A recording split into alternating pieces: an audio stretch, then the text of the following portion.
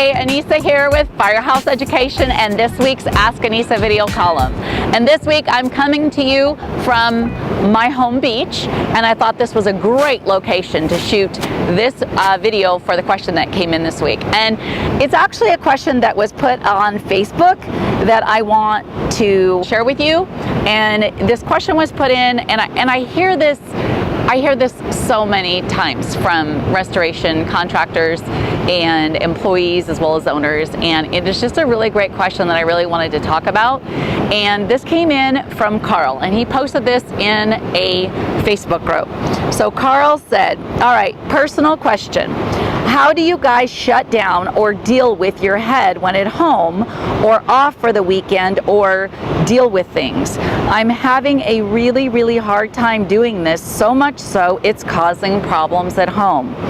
I'm constantly thinking about work jobs, how to get more jobs, marketing, how to get big contracts, what I have to do for the next 2 weeks. Did I say the right thing to the customer / insurance? Did I miss that on billing? The list goes on and on and on, as I'm sure you all know. I just don't know how to shut it down or quiet it so I can be home when I am home. Carl, that is such a good question, and I know that it's one that a lot of us are challenged with, if you will, in this industry. You know, what we do in the restoration industry is be there for people in difficult times. We're not the, they decided to remodel their kitchen, or they decided to put down, paint a new wall because they just wanted it to look pretty or different. We're the people that get called in when they get a situation or an occurrence forced on them. Now, we are the good guys. We're the, the knight on the white horse that comes riding in and saves the day, but we're still not someone that they wanted to have to call into their home. So it's stressing situations that we deal with for people. That being said, that's why they're calling us in, so that we are the calm, cool, collected one who can come in and relieve their stress and take care of those things for them. If we're stressed, we're not going to be able to relieve their stress or do anything for them. So you really have to figure this out, and it's a little bit different for everybody. What I want to share with you is what I do to de-stress, to leave that stuff outside the house when I come home. So a given pretty much across the board when you're talking about things, Carl, like thinking of what you got to do for the next 2 weeks. Did I get this on the billing? Did I make this phone call to the adjuster? Did I handle this thing for the homeowner? It is really critical and important that you not keep those kind of details in your head. You have to have systems and procedures in place to handle this, whether you're the only one handling it because you're a one-man show or whether you have employees. And here's why. If you don't have things out of your head, they're just up here, how can you delegate anything? Then all of that pressure and stress falls on you, and you can't enlist others to help you. So having checklists, having systems in place where you can write down to-do lists and notes on a job, things that you need to handle, then you can check them off and mark them with a date once they're completed, is absolutely critical and vital for you to get that kind of stuff out of your head. If you are thinking in your head what you've got coming up for the next 2 weeks and none of that's written down, I'm going to guess you're potentially missing things. You're going to set yourself up for failure, not success. So the first thing I would tell you is come up with a system that works for you. I don't care if it's a software program, if it's an app. I don't care if it is on paper and written. This doesn't have to be fancy. It just needs to come out of here and be written down so that you know that you're going to get these things handled.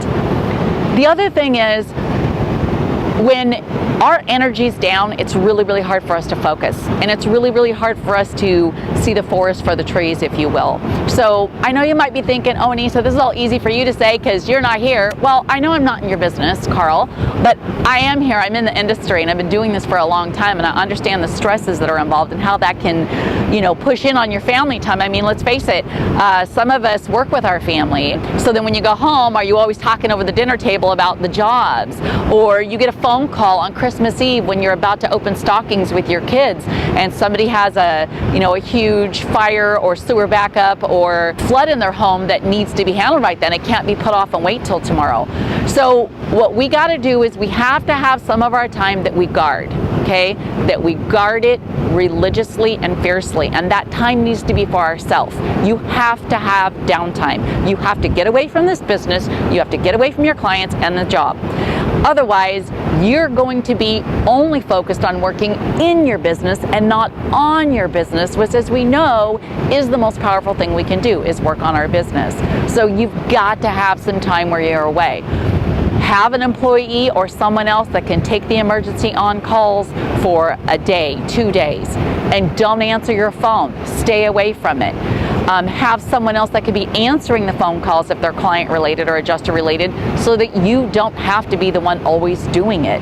And I know this might seem like a big task, a big thing that I'm telling you, but start out small. Maybe it's just one day. I mean, I don't know how stressed things are for you. I don't know if you're working 7 days a week, kind of sounds like it. Start with one day. I mean, heck, start with an afternoon. But then when you get away from it, you shut it off. Shut it off. Don't think about it.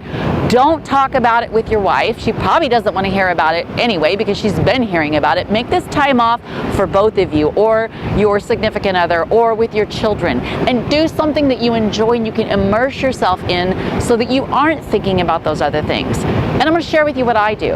I have several practices that I do on a daily basis. One is I meditate. And meditation can take on all kinds of forms. Here's the two top forms of meditation that I do daily. Number one, I start with morning yoga. It's maybe 4 or 5 minutes, it's not very long, and I do a sun salutation and a couple other stretching poses, warrior pose, breathe power into me, and it just refreshes me and helps me clear my mind. And yes, I'm talking to you guys too. Y'all can do yoga because Kevin does it too, and he loves it, and it works. The other thing is I walk on this beautiful beach, which is why I actually did my filming here today, was I wanted you all to see this. I walk out of my house, it takes me about 4 minutes down my driveway, and then I'm out here on the beach. I kick off my shoes and I walk barefoot in the sand. I listen to the waves crash in, and I literally get lost in just being here.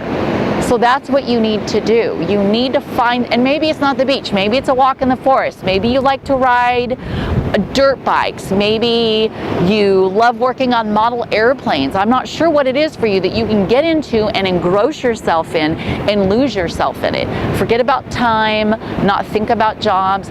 Those are the kind of things that you have to do for yourself.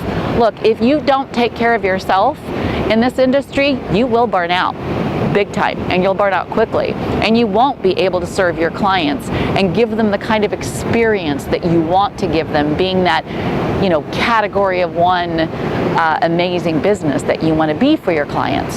So you got to figure that out, and I can share with you what I do. Maybe if others are watching this video and you come up with ways that you unplug, you get out of your business and just take that free time, then comment below the video and let me know. I'd love to hear what you do. And just listen to what others have to say about that and what they do, and then figure out what works best for you. But seriously, you just start with your day starting 10 minutes, 15 minutes, quiet time. No one else around you. Sit, deep breathe, stretch, do some yoga. Just stand outside in nature for a minute and breathe deeply. Get yourself grounded. Maybe have a ritual or routine that you do each morning and maybe each evening at the end of your workday, where you write things down. Get them out of your head and down on paper or on a tablet or on your computer so that you can get them out of your head and stop thinking about them. And then you have got to learn to discipline yourself to put it away for the day. And I know that's not easy. I have a very difficult time with it as well. Kevin and I both, we're always thinking and brainstorming, and yes, the marketing thing goes on and all of that, but you've got to be able to do it. And it doesn't have to be something that's big and crazy. I mean, last year, you might know if you watch some of my other videos, Kevin and I took 203 days off last year. We had all kinds of downtime. 2 weeks in Costa Rica, 3 in Tahiti, and we went to Fiji for 8 days and Australia for a week, which we were actually teaching classes there, so that sort of doesn't count. But we had lots of free time where we literally had no Wi-Fi, we had no cell phone. In fact, the place we stayed in Fiji, we didn't even have power 12 hours a day. It was shut off because we were on a generator. So we literally had no other option but to unplug completely and just be present where we were. And it was amazing. We came back recharged, rejuvenated, and ready to go. So you've got to find that for yourself. And if that isn't 8 days in Fiji, which I hope it is for you, because by the way, that place was amazing, recommend it to all of you, then maybe it's an hour, maybe it's 15 minutes every morning and at the end of every day where you just collect yourself and regroup. Get your systems in place, get some procedures down so that you can delegate and get this stuff out of your head, and then take that time off. Take time off and just be present with your family. And that doesn't mean your cell phone is on silent but sitting on the table. I mean, don't have your cell phone around at the dinner table, and give your children, your wife, or those in your family that you live with your time. Because when you do that, what you're doing is recharging your battery. Then you're going to be able to go out there and help others. Well, I hope you enjoyed this video, and Carl, I really hope that you find this helpful as well. And again, I'd really love to hear from many of you that have this struggle, and maybe what kind of challenges that have come up for you, and what do you do if you've figured out a way to handle those challenges for yourself and take that free time off. Tell me about it. I'd love to hear it. Where did you go last year for free time? How many days did you take off last year that were just free time and just for you, so that you could get out of it and not always be working in your business, but have the energy and the focus so that you can work on your business and create the dream business that you actually want. Okay, on that note, don't you forget, send me questions, Anissa@firehouseeducation.com, and I just might feature your question on next week's Ask Anissa video column. And on that note, I think I'm going to relieve my cameraman and go on one of those meditation silent walks I was telling you about on the beach. Until next time.